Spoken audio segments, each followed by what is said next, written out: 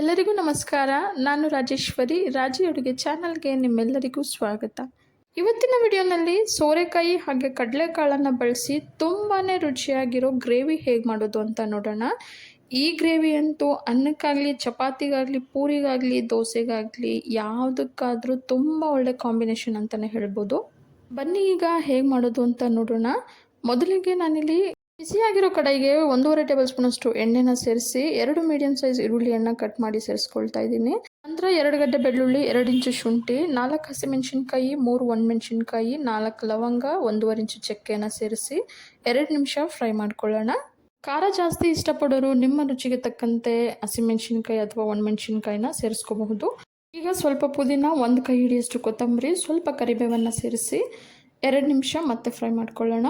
ಕೊತ್ತಂಬರಿ ಪುದೀನ ಎಲ್ಲ ಚೆನ್ನಾಗಿ ಫ್ರೈ ಆಗಿದೆ. ಈಗ ಇದಕ್ಕೆ 2 ಮೀಡಿಯಂ ಸೈಜ್ ಟೊಮೊಟೊನ ಕಟ್ ಮಾಡಿ ಇಟ್ಕೊಂಡಿದ್ದೀನಿ. ಅದರಲ್ಲಿ 1.5 ಟೊಮೆಟೊ ಅಷ್ಟೇ ಇವಾಗ ಸೇರಿಸ್ಕೊಳ್ತಾ ಇದ್ದೀನಿ. ಟೊಮೆಟೊ ಸೇರಿಸಿದ ನಂತರ ಹೈ ಫ್ಲೇಮಲ್ಲಿ 1 ನಿಮಿಷ ಫ್ರೈ ಮಾಡಿಕೊಂಡ್ರೆ ಸಾಕು. ಈಗ ಗ್ಯಾಸ್ ಫ್ಲೇಮನ್ನು ಆಫ್ ಮಾಡಿ ಇದು ಪೂರ್ತಿಯಾಗಿ ತಣ್ಣಗಾಗೋವರೆಗೂ ಸೈಡಿಗೆ ಇಟ್ಬಿಡೋಣ. ಇದು ತಣ್ಣಗಾಗೋ ಅಷ್ಟರಲ್ಲಿ ಒಂದು ಮಿಕ್ಸಿ ಜಾರ್ಗೆ 4 ಟೇಬಲ್ ಸ್ಪೂನಷ್ಟು ಹಸಿ ತೆಂಗಿನಕಾಯಿಯನ್ನು ಸೇರಿಸಿ ಮೊದಲು ನೀರನ್ನು ಸೇರಿಸ್ತೇನೆ ಒಂದ್ಸಲ ಗ್ರೈಂಡ್ ಮಾಡ್ಕೊಳ್ಳೋಣ. ನಂತರ ಸ್ವಲ್ಪ ನೀರನ್ನು ಸೇರಿಸಿ ನೈಸಾಗಿ ರುಬ್ಕೊಂಡು ನಾವು ಫ್ರೈ ಮಾಡಿ ಇಟ್ಟಿರೋ ಈರುಳ್ಳಿ, ಟೊಮೆಟೊ, ಪುದೀನ, ಕೊತ್ತಂಬರಿ ಮಿಶ್ರಣ ಏನಿದೆ ಅದು ಪೂರ್ತಿಯಾಗಿ ತಣ್ಣಗಾಗಿದೆ. ಅದನ್ನು ಈಗ ಈ ಜಾರ್ಗೆ ಸೇರಿಸ್ಕೊಂಡು ನೈಸಾಗಿ ಪೇಸ್ಟ್ ಮಾಡ್ಕೊಳ್ಳೋಣ.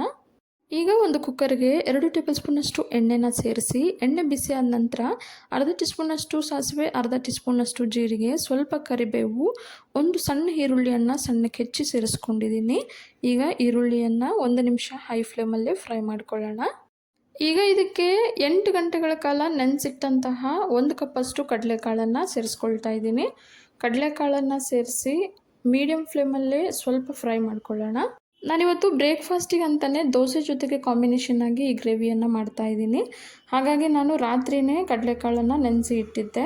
ಈಗ ಇದಕ್ಕೆ ಅರ್ಧ ಟೀ ಸ್ಪೂನಷ್ಟು ಅರಿಶಿನ ಪುಡಿಯನ್ನು ಸೇರಿಸಿ ಐ ಫ್ಲೇಮಲ್ಲೇ 1 ನಿಮಿಷ ಫ್ರೈ ಮಾಡ್ಕೊಳ್ಳೋಣ.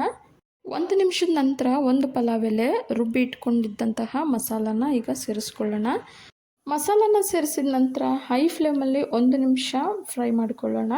ಫ್ರೈ ಮಾಡ್ಕೋಬೇಕಾದ್ರೆ ಆದಷ್ಟು ಸೌಟ್ ಆಡಿಸ್ತಾನೆ ಫ್ರೈ ಮಾಡ್ಕೋಬೇಕು, ಇಲ್ಲದಿದ್ದರೆ ತಳ ಅಂಟೋ ಚಾನ್ಸಸ್ ಇರುತ್ತೆ. ಈಗ ಇದಕ್ಕೆ 1.5 ಟೀ ಸ್ಪೂನಷ್ಟು ಧನಿಯಾ ಪುಡಿ, ಮಸಾಲ ರುಚಿಗೆ ತಕ್ಕಂತೆ ಉಪ್ಪನ್ನು ಸೇರಿಸಿ ಮೀಡಿಯಂ ಫ್ಲೇಮಲ್ಲಿ 2 ನಿಮಿಷ ಫ್ರೈ ಮಾಡ್ಕೊಳ್ಳೋಣ. ಈಗ ಇದಕ್ಕೆ ಅರ್ಧ ಕೆಜಿಯಷ್ಟು ಸೋರೆಕಾಯನ್ನು ಸಿಪ್ಪೆ ತೆಗೆದು ಸಣ್ಣಗೆ ಹೆಚ್ಚಿ ನೀರಲ್ಲಿ ಸೇರಿಸಿ ಇಟ್ಟಿದ್ದೆ. ಈಗ ಈ ಮಸಾಲಾಗೆ ಸೋರೆಕಾಯನ್ನು ಸೇರಿಸ್ಕೊಳ್ಳೋಣ. ನಾನಾಗಲೇ ರುಬ್ಬೋದಕ್ಕೆ ಮಸಾಲ ಪದಾರ್ಥಗಳನ್ನು ಫ್ರೈ ಮಾಡ್ಕೋಬೇಕಾದ್ರೆ 2 ಟೊಮೊಟೊಲ್ಲಿ 1.5 ಟೊಮೆಟೊ ಅಷ್ಟೇ ಸೇರಿಸಿದ್ದೆ. ಮಿಕ್ಕಂತಹ ಅರ್ಧ ಟೊಮೊಟೊನ ಈಗ ಸೇರಿಸಿ ಮೀಡಿಯಂ ಫ್ಲೇಮಲ್ಲಿ 2 ನಿಮಿಷ ಫ್ರೈ ಮಾಡ್ಕೊಳ್ಳೋಣ. ಸೋರೆಕಾಯನ್ನು ಆದಷ್ಟು ಎಳೆ ಸೋರೆಕಾಯಿ ತಗೊಳ್ಳಿ, ಆಗಲೇ ರುಚಿ ತುಂಬ ಚೆನ್ನಾಗಿ ಬರುತ್ತೆ. ಗ್ರೇವಿ ಸ್ವಲ್ಪ ಗಟ್ಟಿಯಾಗಬೇಕಂತಂದರೆ ನೀರನ್ನು ಕಡಿಮೆ ಸೇರಿಸ್ಕೊಳ್ಳಿ, ಅಥವಾ ತೆಳುವಾಗಬೇಕಂತಂದರೆ ನೀರನ್ನು ಜಾಸ್ತಿ ಸೇರಿಸ್ಕೊಳ್ಳಿ. ನಾನಿಲ್ಲಿ 2 ಗ್ಲಾಸಷ್ಟು ನೀರನ್ನು ಸೇರಿಸಿದ್ದೀನಿ. ನಂತರ ರುಚಿಗೆ ತಕ್ಕಷ್ಟು ಉಪ್ಪನ್ನು ಸೇರಿಸಿ, ಉಪ್ಪನ್ನು ನಾವು ಮಸಾಲ ಫ್ರೈ ಮಾಡಬೇಕಾದ್ರೂ ಸ್ವಲ್ಪ ಸೇರಿಸಿದ್ವಿ, ಈಗ ಸ್ವಲ್ಪ ಸೇರಿಸಿ ಮತ್ತೊಮ್ಮೆ ಮಿಕ್ಸ್ ಮಾಡಿ ಕುಕ್ಕರ್ ಲಿಡ್ನ ಮುಚ್ಚಿ 2 ವಿಸಿಲ್ ಕೂಗಿಸ್ಕೊಳ್ಳೋಣ. ಈಗ 2 ವಿಸಿಲ್ ಬಂದು ಗ್ಯಾಸ್ ಎಲ್ಲ ಪೂರ್ತಿಯಾಗಿ ಕಮ್ಮಿ ಆಗಿದೆ. ಈಗ ಕುಕ್ಕರ್ ಲಿಡ್ನ ತೆಗೆದು ನೋಡೋಣ. ಕುಕ್ಕರ್ ಲಿಡ್ನ ತೆಗೆದ ತಕ್ಷಣ ಸರ್ವ್ ಮಾಡಬಾರ್ದು.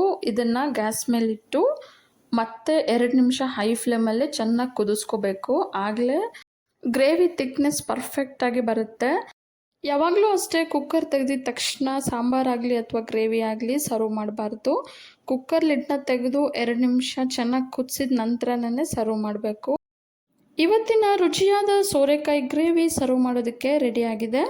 ಈ ಗ್ರೇವಿ ಚಪಾತಿ, ದೋಸೆ, ಪೂರಿ, ಇಡ್ಲಿ, ಬಿಸಿ ಬಿಸಿ ಅನ್ನಕ್ಕಾಗಲಿ, ಮುದ್ದೆಗಾಗಲಿ ಎಲ್ಲದಕ್ಕೂ ಸಹ ತುಂಬ ಒಳ್ಳೆ ಕಾಂಬಿನೇಷನ್ ಅಂತಲೇ ಹೇಳ್ಬೋದು. ರುಚಿ ಅಂತೂ ತುಂಬಾ ಅದ್ಭುತವಾಗಿರುತ್ತೆ. ನೀವು ಇದೇ ರೀತಿ ಒಂದು ಸಲ ಟ್ರೈ ಮಾಡಿ ನೋಡಿ. ಅದರಲ್ಲೂ ಸೋರೆಕಾಯಿ ಅಂತೂ ಆರೋಗ್ಯಕ್ಕೆ ತುಂಬಾ ಒಳ್ಳೆಯದು. ಅದರಲ್ಲೂ ಈ ಬೇಸಿಗೆಯಲ್ಲಿ ನಮ್ಮ ದೇಹವನ್ನು ತಂಪಾಗಿರಿಸೋದಕ್ಕೆ ಈ ಸೋರೆಕಾಯಿ ತುಂಬಾ ಸಹಾಯ ಮಾಡುತ್ತೆ. ಮಧ್ಯಾಹ್ನ ಲಂಚ್ ಬಾಕ್ಸ್ಗೂ ಸಹ ಮಕ್ಕಳಿಗೆ ಈ ರುಚಿಯಾದ ಗ್ರೇವಿಯನ್ನು ಕೊಟ್ಟು ಕಳಿಸ್ಬೋದು. ಇವತ್ತಿನ ಸೋರೆಕಾಯಿ ಗ್ರೇವಿ ನಿಮಗೆಲ್ಲ ಇಷ್ಟ ಆಗಿದೆ ಅಂದ್ಕೊಂಡಿದ್ದೀನಿ.